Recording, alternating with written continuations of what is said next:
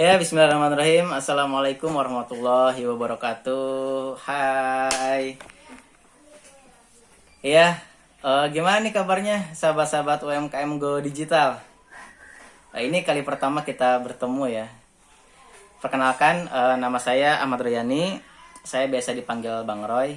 Keseharian saya online aja ya. Cuma pegang-pegang aplikasi WhatsApp, Facebook, YouTube, dan Instagram. Itu keseharian saya.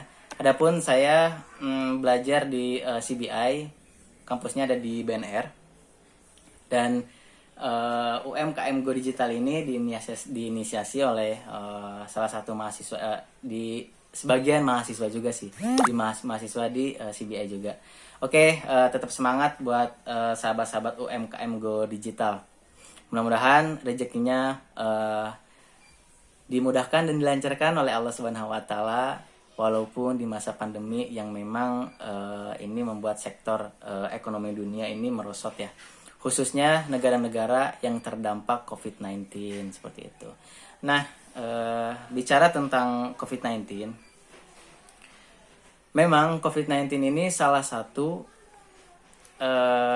yang membuat sektor ekonomi di Indonesia salah satunya ini merosot karena siklus perputaran keuangan ini memang kurang baik dikarenakan banyak yang diterapkan oleh pemerintah ini, salah satunya adalah PSBB, yang dimana kita ini tidak boleh berkumpul, tidak boleh membuat sebuah acara event-event besar dan lain sebagainya, yang membuat kita harus berdiam diri di rumah dikarenakan COVID-19 ini cepat menyebar dan lain sebagainya.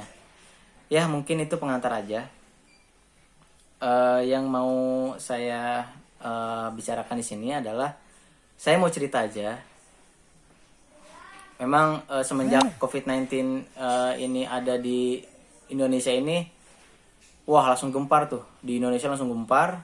Banyak yang mengatakan, jangan keluar rumah dan lain sebagainya. Waduh, kata saya.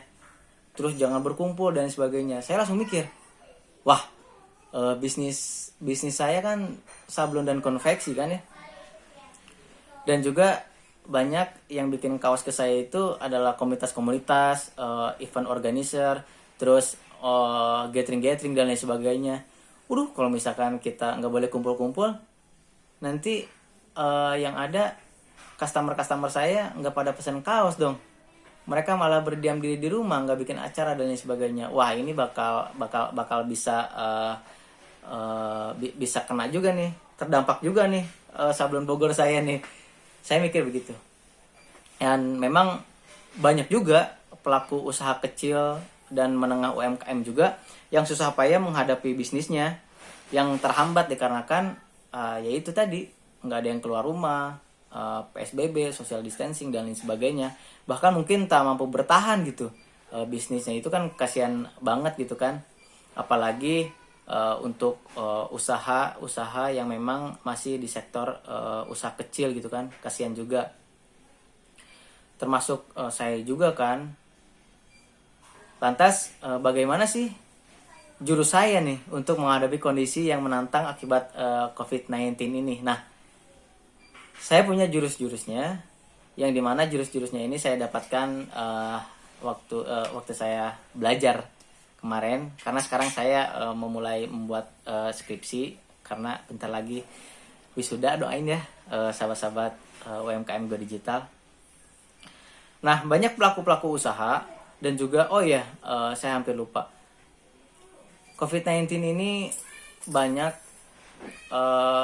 terdampak kepada saudara-saudara kita juga yang kerja di perusahaan yang banyak di PHK, dan usaha-usaha kecil yang gulung tikar dan sebagainya. Masya Allah, mudah-mudahan Allah ganti rezeki yang banyak buat mereka ya, sahabat-sahabat UMKM Go Digital. Nah, melanjutkan bagaimana sih jurus saya untuk menghadapi kondisi yang menantang ini akibatkan COVID-19. Pasti teman-teman juga agak sedikit kebingungan juga nih usahanya. Ternyata gue juga terdampak gitu lah. Ya mungkin ini namanya tips-tips yang bisa saya berikan kepada sahabat-sahabat UMKM Go Digital. Ini hanya pengantar saja ya. Yang pertama itu, pernah nggak kepikir ketika kita bisnis ada COVID-19 ini dan sektor-sektor online itu offline itu, aduh bisnis gue jadi begini nih karena COVID-19 dan lain sebagainya. Dan mereka berputus asa dikarenakan mereka berpikir bahwa bisnis satu-satunya itu ya hanya itu aja gitu. Padahal bisnis itu banyak teman-teman semua, sahabat-sahabat UMKM digital. Banyak. Yang pertama itu makanya kita harus fokus pada kebutuhan konsumen. Kita harus berpikir bagaimana caranya kita itu tetap survive gitu. Walaupun dalam keadaan masa COVID-19 ini yang dimana sektor ekonomi itu memang agak sedikit kesulitan juga gitu. Kita harus bisa berpikir fokus pada kebutuhan konsumen. Nah, kita harus bisa ambil kesempatan pada dua masa ini, yaitu masa pandemi dan masa Ramadan. Tahu sendiri kan, saat pandemi ini yang dibutuhkan masyarakat itu adalah kesehatan, kekebalan tubuh alias imun yang kuat dalam tubuh. Nah, waktu itu saya menangkap peluang itu dengan jualan produk herbal kuma, madu dan lemon gitu. Benar kan, peluang itu sangat ciamik banget itu. Banyak yang memburu ternyata, apalagi pas awal Ramadan tuh kan. Pas awal Ramadan tiba itu nuansa keislaman itu bangkit kan. Banyak yang berburu takjil ya. Itu salah satunya adalah kurma dan madu. Itu laris banget itu teman-teman semua. Nah, itu yang pertama saya lakukan. Tapi nggak sampai di situ, masih ada jurus yang kedua. Itu cuma jurus yang pertama harus kita keluarkan, yaitu fokus kepada kebutuhan konsumen. Apa yang mau kita jualkan pada saat pandemi COVID-19 ini. Jadi itu yang saya ingin berikan kepada teman-teman semua. Nah, yang kedua, kita harus berinovasi dan berkreasi.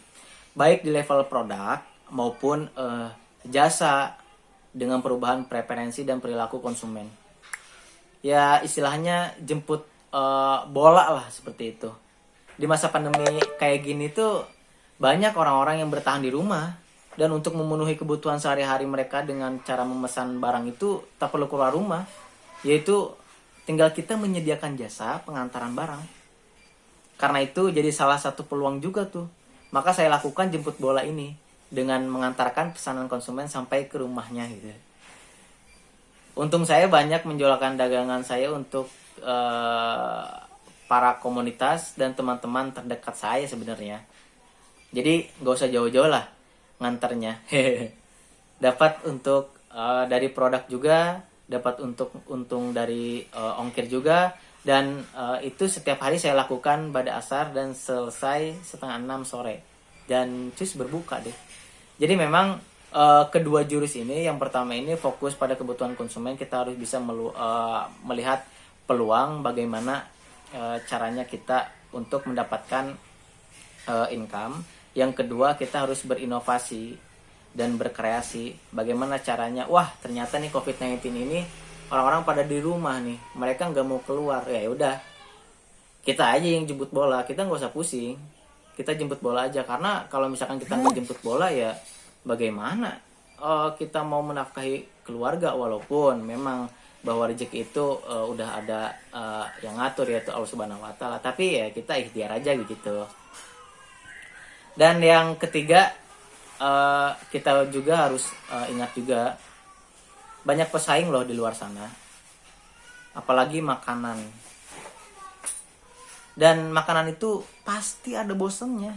Ini yang saya rasakan sekarang. Pertama, saya jualan kurma dan madu dan lemon. Dan ternyata awal Ramadan itu rame. Ternyata pas kesini pas udah 10 hari Ramadan itu menurun. Wah, gue harus jualan yang lain nih. Gue nggak bisa nih kalau misalkan gue jualan kurma terus, karena memang ramenya itu pas di awal-awal Ramadan gitu. Ya udah, gue mikir lagi apa yang harus gue jual. Oh, ternyata gue kepikiran, ternyata orang-orang yang puasa ini pengen buka sama yang segar-segar gitu, makanan yang segar-segar. Apa ya? Ya udah, gue coba kontak mak gue. di Lewiliang, dan dia salah satu orang Palembang yang bikin empek-empek gitu kan. Nah udah, gue bantuin jual dah. Gue liat online, WhatsApp ke teman-teman, bro mau empek-empek gak nih? Enak nih rasanya nih, cukanya manis, asam, pedas nih, dan lain sebagainya, dengan trik-trik jitu lainnya gitu kan, untuk menawarkan sebuah produk gitu. Dan ternyata memang itu salah satu yang salah satu yang diinginkan oleh konsumen pada saat ini pas Ramadan ini, yaitu berbuka dengan yang seger-seger gitu kan. Tahu sendiri kalau misalkan kita makan empek-empek yang pedas gitu kan, seger banget gitu kan. Nah banyak tuh di antara teman-teman gue juga yang beli gitu kan, yang beli, Roy gue pesen dong. Wah ternyata ini berpotensi juga gitu. Sehari itu ya bersih, nggak kecil-kecil amat sih, 70.000, 80.000 sampai 100 lah gitu kan. Itu lumayan kan gitu. Kita jemput bola dari jam 4 sore sampai jam setengah 6, itu cuma 2,5 jam, kita cuma nganter-nganterin doang begitu. Kita dapat 70.000, 80.000, kita kasih ke keluarga. Masya Allah, itu udah lumayan juga gitu kan, untuk bertahan di masa COVID-19 ini gitu. Kenapa harus gitu? Karena banyak loh datangnya rejeki dari mereka. Kalau kita benar-benar bisa jemput rejeki dari mereka yang sudah trust sama kita, karena mereka target terdekat kita. Itu makanya kita banyakin deh kumpul-kumpul sama organisasi. Terus kita jaga hubungan baik sama teman-teman kita. Terus banyakin doa juga untuk teman-teman kita. Terus kita sekarang udah deh, jangan sombong deh, jangan sombong. Kita pokoknya kita sekarang berbuat baik aja deh. Banyak-banyak berbuat baik, banyak-banyak jaga hubungan dan lain sebagainya.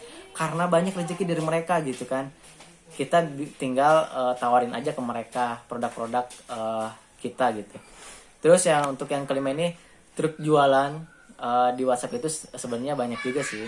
Dan sebenarnya teman-teman juga udah pada tahu semua, karena ini udah familiar banget di kalangan para UMKM di Bogor khususnya.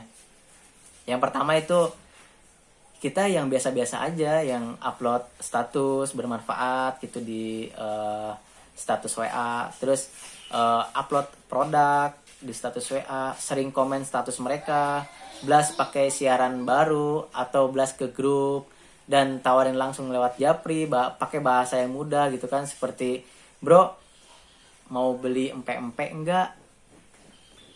Gua anterin, lu nggak usah kesini, biar gue anterin aja ke rumah dengan ongkir seikhlasnya dan lain sebagainya. Itu ampuh banget di masa pandemi kayak gini dan di masa Ramadan seperti ini. Nah seperti itu yang bisa saya sharingkan kepada teman-teman semua. Sebenarnya masih banyak sih yang ingin saya sampaikan, tapi saya rasa ini sebagai pembuka UMKM Go Digital gratis di masa pandemi ini. Saya rasa ini sudah cukup ya, dan bisa bermanfaat untuk sahabat UMKM semua. Dan jika ada yang ingin ditanyakan, silahkan ditanyakan, karena memang sebenarnya untuk menyelesaikan sebuah masalah itu lebih mudah ditanyakan gitu, dan lebih mudah juga untuk dijawabnya. Kalau misalkan hanya satu tatap muka kayak gini, itu sulit banget untuk menyelesaikan masalah gitu. Jadi mending kita diskusi di grup. Sekali lagi semoga bermanfaat untuk sahabat-sahabat UMKM Go Digital. Dan jangan lupa juga follow akun IG saya, ahmad.roy.pb. Yang pertama, yang kedua Bogor Info Uni, yang ketiga sablonbogor.indonesia. Dan mudah-mudahan akun-akun tersebut juga bisa memberikan informasi-informasi yang bermanfaat untuk sahabat-sahabat UMKM Go Digital. Semoga Allah senantiasa memberikan kita keselamatan dan kesehatan, dan dilancarkan rezekinya juga. Akhirul kalam, mohon maaf jika ada kata-kata yang kurang berkenan di hati sahabat-sahabat UMKM Go Digital.